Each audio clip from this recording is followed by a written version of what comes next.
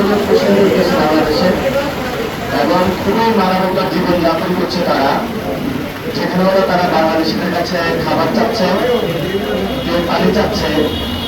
সেখানে আমরা যেটা দেখেছি, বাংলাদেশ সরকারকে আমরা অনুরোধ জানাবো বা পরামর্শ দেব, পৃথিবীকে শক্তিশালী করতে হবে। আমরা ইতিমধ্যে দেখেছি আমাদের পৃথিবীতে ড্রোন ডেভেলপমেন্ট হয়েছে, বিভিন্ন নতুন ভেহিকল পেট্রোল ডেভেলপমেন্ট করেছে সরকার, প্রায় 60,000 বিজিবি বলে বর্ডারে ডেভেলপমেন্ট হয়েছে।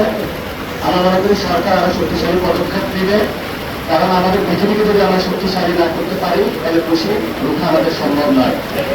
দ্বিতীয়ত যে বিষয়, আমরা পুরো বাংলাদেশের জনগণকে আহ্বান জানাবো, সীমান্ত এলাকায় আপনারা বাংলাদেশের পক্ষ থেকে একটা মানব প্রাচীর তৈরি করেন। এই মানব প্রাচীর ভেদ করে যাতে ওই পার থেকে করে সন্ত্রাসী, স্মাগলিং অথবা যারা চোরাচালান করে বাংলাদেশের অভ্যন্তরে ঢুকে ক্রিমিনাল অ্যাক্টিভিটিস না করতে পারে, সেই ক্ষেত্রে আপনারা যথাযথ ভূমিকা নেবেন এবং আমরা আশা করব সরকার এই বিষয়ে উদ্যোগ নেবে।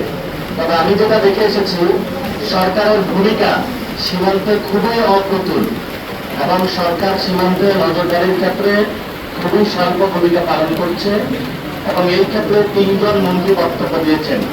স্বরাষ্ট্রমন্ত্রী সালাউদ্দিন সাহেব বলেছেন ওইখানে লেখাগুলিখানে যে হত্যাকাণ্ড হয় এটা বর্ডার কিলিং না, এটা সত্য নয়, সেটা আমরা প্রত্যাখ্যান করছি। দ্বিতীয়ত সমন্বয় একজন প্রতিমন্ত্রী উনি যে বক্তব্য দিয়েছেন যে সেই তাদেরকে 12টা চিঠি দেওয়া হয়েছে, তারা রেসপন্স করে নাই। আমরা মনে করবো যে রেসপন্স যদি না করে তাহলে পররাষ্ট্রনীতির ক্ষেত্রে আরেকটু নতজানো থেকে সঠিক পররাষ্ট্রনীতি নেওয়া, উদ্যোগ নেওয়া সরকারকে প্রয়োজন।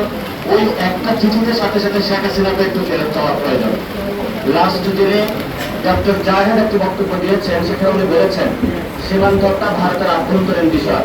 আমরা সর্বত এই বক্তব্য প্রত্যাখ্যান করছি, কারণ আপনার সীমান্তে যখন উত্তেজনা হচ্ছে, সেখান থেকে অবৈধ বাংলাদেশি বলে আমাদেরকে পাঠানো হচ্ছে বাংলাদেশে, তাহলে উনি যে বক্তব্য দিয়েছেন এটা শুধু ভারতের আভ্যন্তরীণ বিষয় না, এখানে বাংলাদেশের মানুষের জীবন সংগ্রাম, বাংলাদেশের সার্বভৌমত্ব জড়িত রয়েছে। আমরা সরকারকে বলবো দ্রুত উদ্যোগ নেওয়ার জন্য এবং 32টা জেলা ইনশাআল্লাহ একযোগে পুরো বাংলাদেশের সীমান্তে আমরা প্রতিবাদ সমাবেশ করবো, মানব প্রাচীর তৈরি করবো। বাংলাদেশ আবার দেখিয়ে দিন 71 সালে যেভাবে হলো আমরা বাংলাদেশের সার্বভৌমত্ব রক্ষার জন্য ঝাঁপিয়ে পড়েছিলাম, তেমনি ভাবে এই সময় যদি কোনো রাষ্ট্র, সন্ত্রাসী গোষ্ঠী বা সন্ত্রাসী বাহিনী বাংলাদেশের সার্বভৌমত্বকে লঙ্ঘন করতে চায়, আমরা হলো আমাদের সর্বোচ্চটা দিয়ে বাংলাদেশের মানুষকে ঐক্যবদ্ধভাবে আমাদের সীমান্ত রক্ষা করবো। আসসালামু আলাইকুম।